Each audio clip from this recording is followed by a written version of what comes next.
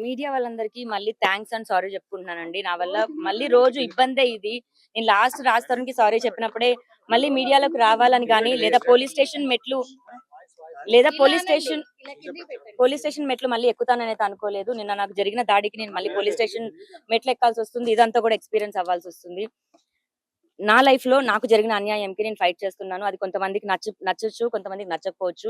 ఎందుకంటే ఇద్దరు మగాళ్ళ మీద ఫైట్ చేస్తున్నాను. అందులో రాజ్ తరుణ్ గాని, మస్తాన్ సాయి గాని ఇద్దరు పలుకుబడి ఉన్న మనుషులు, ఇద్దరు డబ్బులున్న మనుషులు. నేను న్యాయం కోసమే పోరాడుతున్నాను. న్యాయం కోర్ట్‌లో ఉంది. కోర్ట్‌ని కోర్ట్‌లాగా కూడా గౌరవించకుండా పర్సనల్‌గా అటాకులు చేసి నా మీద దాడి చేస్తున్నారు. ఒంటరిగా ఉన్నాను. ఒక్కదాన్నే నార్మల్ మిడిల్ క్లాస్ అమ్మాయినే నేను. ఈ రోజున రాజ్ తరుణ్ హీరో అయిపోయి నేనేం చేసినా నడిపించుకుంటది అన్న దాంట్లో పట్టపగలు మా ఇంటికి అమ్ అమ్మాయిల్లాంటి అబ్బాయిల్ని పంపించాడు. మరి అబ్బాయిలే అమ్మాయిల్లాగా వచ్చారో కానీ వచ్చి నన్ను దారుణంగా అటాకులు చేసిన ప్రైవేట్ పార్ట్స్‌ని కూడా ఇచ్చేసి ఎంత హ్యూమిలేట్ చేసి నన్ను గేట్ వరకు డ్రాగ్ చేసుకుంటూ వచ్చారు. పోలీసులు ఆ సెకండ్ రైట్ టైమ్‌కి రాకపోయుంటే నాకేమై ఉండేదో కూడా నాకు తెలీదు. చచ్చిపోయానని ఒక సెకండ్ అయితే అనుకున్నాను. అండ్ నా ఆ విషయం మీద ఫైట్ చేస్తుంటే సంబంధం లేకుండా శేఖర్ భాష వచ్చాడు. ఆ ప్రీతి అనే అమ్మాయి వచ్చింది. అండ్ ఉదయ్ వీళ్ళందరూ కూడా ఎందుకొచ్చి మాట్లాడుతున్నారో నాకైతే తెలీదు. వాళ్ళు నా ప్రాపర్టీకి కానీ, నా కేసుకి కానీ ఎటువంటి సంబంధం లేని పీపుల్ కేసుకి డైవర్ట్ చేయడానికి మాత్రమే చేస్తున్నారు. అండ్ రాజ్ తరుణ్ పైన నేను మనస్ఫూర్తిగా సారీ చెప్పి, ఇదే మీడియా ముఖంగా కేసులొద్దు అనుకోని తీసుకుందాం అనుకున్న మాట నిజమే. మళ్ళీ ఈ రోజున ఫైట్ చేద్దాం అనుకుంటుంది కూడా నిజమే. ఎందుకంటే వాళ్ళు చేసిన అటాక్‌కి మాత్రమే అండ్ నేను ఫైట్ చేసుకుందాం అనుకుంటున్నాను. నా పైన దాడి చేశారు. చాలా అసభ్యకరంగా బిహేవ్ చేశారు. ఇప్పుడు నేను ముందుకెళ్తున్నాను. రాజ్ తరుణ్ వచ్చి సమాధానం ఖచ్చితంగా చెప్పాలి. పోలీస్ వారిని కూడా అదే కోరాను. రాజ్ తరుణ్ వచ్చి మాట్లాడాలని, లేకపోతే రాజ్ తరుణ్‌ని దీనిపైన ఇన్వెస్టిగేట్ చేయాలని, దీనిపైన వెనకాల ఎవరుండి నా పైన దాడి చేయించారని. నేను హైకోర్ట్‌కి కూడా వెళ్తాను. రాజ్ తరుణ్ నా పైన ఇప్పుడు చేపించిన దాడికి నేను రాజ్ తరుణ్ బెయిల్ కూడా క్యాన్సిల్ చేయించడానికి ట్రై చేస్తాను. యాంటిసిపేటరీ బెయిల్ పైన ఉండి అతను మళ్ళీ విక్టిమ్ పైకి ఎలా వాళ్ళ పేరెంట్స్‌ని పంపిస్తాడు? మళ్ళీ వృద్ధులు అన్న పేరుతో నలుగురు ఆడోళ్ళని తీసుకొచ్చి 8 మంది ఆడోళ్ళని తీసుకొచ్చి కొట్టిచ్చాడు. నా ప్రాణం ఉన్నంత వరకు మరెప్పుడు పోతానో కూడా నాకు తెలీదు. ఉన్నంత వరకైతే లాస్ట్ ఫైట్ చేస్తాను. సో ఈరోజు ఫిర్యాదులో ఎవరెవరి పేర్లు మీరు మెన్షన్ చేశారు? ఎవరి పైన రాజ్ కంప్లెయింట్ తరుణ్ ఇచ్చారు? అనే వ్యక్తే కమ్యూనిటీ లోపటికి ఎంట్రీ ఇవ్వడం అన్నది జరిగింది. మా పేరెంట్స్ వస్తున్నారని 1:10 పీఎంకి కాల్ చేశాడు మా కమ్యూనిటీ మేనేజర్‌కి. వాటికి సంబంధించిన ఎవిడెన్స్‌తో సహా ఇచ్చాము. పోలీస్ ఇన్వెస్టిగేషన్‌లోనే చెప్పాలి ఇంకా. నేను పెట్టిన పేర్లయితే రాజ్ తరుణ్ పేరెంట్స్ అండ్ శేఖర్ భాష, ప్రీతి, ఉదయ్ అండ్ లాస్ట్ మేఘన ఎవరో సోషల్ యాక్టివిస్ట్ వచ్చారు. మా కమ్యూనిటీలో తిరుగుతున్న మీడియా పీపుల్ కాకుండా ఎవరైతే ఇంకా అటాక్ చేయడానికి ఎవరైతే వచ్చారో వాళ్ళందరినీ కూడా ఇంక్లూడ్ చేశారు. అయ్యో! అంటే లోపలికి మీరు అవును. ఎలా చేశారా? అవును. అంటే మరి అందులో వాటా ఉందని చెప్పేసిండ్రా? వాళ్ళేదన్నా అది వాళ్ళు, వీళ్ళు అనడానికి మాది ఇంకా సెపరేషన్ అవ్వలేదండి. కోర్టు తీర్పు లావణ్య, రాజ్ తరుణ్ విడిపోయారు. లావణ్య, రాజ్ తరుణ్ సంబంధం లేదు అన్నదేమి ఇవ్వల. చార్జ్ షీట్ అయింది. చార్జ్ షీట్‌లో 11 ఏళ్ళు వీళ్ళు సహజీవనం చేశారు అని వచ్చారు.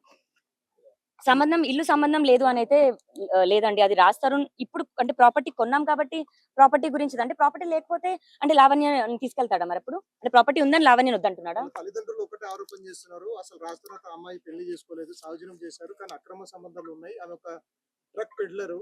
అసలు ఆమెకు సంబంధమే లేదు. ఆ ఇల్లు మాదే అని చెప్పేసి ఖండితంగా చెప్తున్నారు దాని రాజ్ విషయంలో. తరుణ్ వాళ్ళ ఫోర్ ఫాదర్స్ ఇచ్చిన హౌస్ కాదండి అది. రాజ్ తరుణ్ హైదరాబాద్‌కి వచ్చిన తర్వాత జీరోతో తన కెరియర్ స్టార్ట్ చేశాడు. అతను కూడా స్టార్టింగ్ డేస్‌లో మీ అందరికి చెప్పడం జరిగింది. ఆ అమ్మాయే ఇనీషియల్ డేస్‌లో మేము కలిసి ఉన్నామని. మేమిద్దరం లవ్ చేసుకున్నాము, పెళ్లి చేసుకున్నాము. నాకు ప్రపోజ్ చేసింది అతనే, పెళ్లి చేసుకుంటావని అడిగింది అతనే. దాని తర్వాత మేము ఫార్మ్ చేసుకున్న మా జర్నీలో వచ్చిన ఇల్లది. అది నాది కాదు, రాజ్ తరుణ్‌ది కాదు అంటే ఒప్పుకుంటానేమో గానీ, ఓన్లీ రాజ్ తరుణ్‌ది అంటే నేను ఒప్పుకోను. ఎందుకంటే బయటికి మగాడెళ్లి పని చేస్తే, ఆడది ఇంట్లో ఉండి పని చేసింది. మీ అందరూ మగాళ్ళన్నారు. ఇక్కడ ఇద్దరు ముగ్గురు ఆడోళ్ళు ఉన్నారు. మరి మీ అందరి మగాళ్ళదే ఇల్లులయిపోతాయా? మీ అందరి పెళ్ళాలే ఇల్లులు గావా? మీ అందరి మగాళ్ళ మీద పేరు మీద ఇల్లుంటే అంటే అడిగే పెళ్ళన్నదన్న క్వెషన్ సర్టిఫికేట్ అడిగేటప్పుడు కూడా ఏమీ లేదు అవును. అలాంటప్పుడు ఇప్పుడు పెళ్లి పెళ్ళెట్లా అన్న అవుతది సర్టిఫికేట్ చెప్పండి? అన్నది ఇప్పుడు లీగల్‌గా ఇప్పుడొచ్చిందేమో. ఒకప్పుడు మన పేరెంట్స్‌కి సర్టిఫికేట్‌లు ఎక్కడున్నాయి? రిజిస్ట్రేషన్‌లు ఎక్కడున్నాయి? నిన్న గూడా చెప్తున్నారు రాజ్ తరుణ్ దట్స్ వాళ్ళు. వాట్. ఇప్పుడు నాది రాజ్ తరుణ్‌ది 1 year, 2 year thing last 2 years అయితే వేరు. 2009 అండి. మీరు బ్యాక్ చాలా సంవత్సరాలెళ్ళాలి. అప్పటి నుంచి మేము ప్రేమించుకున్నాం. ఇప్పుడు నా వయసు 33 16 సంవత్సరాలవుతుంది. అర్థమవుతుందా? మీరు అక్కడి వరకు వెళ్ళండి. నేను అంటే ఆ మనిషిని అంత నమ్మాను. లేకపోతే ఒక సంతకం పెట్టించుకోవడానికి నాకెంత సేపు? అతని చెక్ బుక్సే నా దగ్గరుంటాయి. సైన్ చేసేసిన చెక్ బుక్స్. ఓ సంతకం పెట్టమంటే పెట్టేవాడు కాదా ఏంటి? అసలు విడిపోతాము అన్న థాట్ ఉండేది కాదు నాకు. ఇలాంటి గొడవలవుతాయని థాట్ ఉండేది కాదు. మరి ఆడపిల్లలు రావడం వల్ల, మస్తాన్ సాయి రావడం వల్ల రాజ్ తరుణ్ ఇలా అయ్యాడా? లేదా ఆ ఇల్లు ప్రాపర్టీ మీద మస్తాన్ సాయి ఇప్పుడు చేస్తున్నాడో నాకు తెలీదు. ఆ ఇల్లు ప్రాపర్టీ పైన రాజ్ తరుణ్ పేరెంట్స్‌కి ఆశ ఉందో కూడా నాకు తెలీదు. కానీ రాజ్ తరుణ్ పేరెంట్స్ ఆస్తి కాదు. అలా అని మా పేరెంట్స్ ఆస్తి కాదు.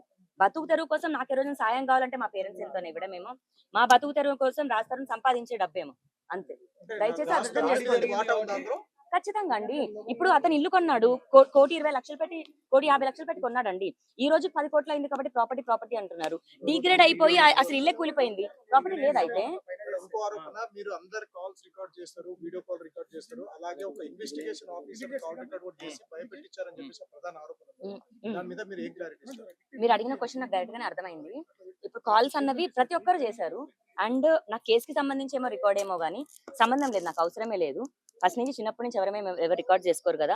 అండ్ మీరు ఇన్వెస్టిగేషన్ ఆఫీసర్ కాల్ అన్నది కూడా నేను మస్తాన్ సాయితో కాల్లో ఉన్నానండి, వీడియో కాల్లో మస్తాన్ సాయితో ఉంటాను. ఆ కాల్ అన్నది బయటకు వచ్చింది, అది చేసింది మస్తాన్ సాయి.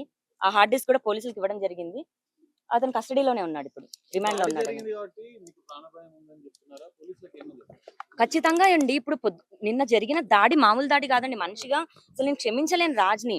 అందులో రాజు ఉండి చేశాడా లేకపోతే రాజ్ పేరెంట్స్ వాళ్ళు ఓన్ గా చేశారా అనేది సమాధానం చెప్పేంత వరకు నేను ఊరుకోను. ఒకవేళ రాజు అయితే మన కనుక నేను రాజుని కోర్టు మెట్లెక్కిస్తాను. ఎందుకంటే నన్ను కన్నది నా పేరెంట్స్ అయితే నేను నమ్ముకొని వచ్చాను ఇతన్ని. నా మంచి బాగోగులు నేను చెడ్డ పని చేస్తున్నానా లాగి పెట్టి నన్ను పీకి నువ్వు చెడ్డ పని చేస్తున్నావు అని చెప్పేది ఉండే.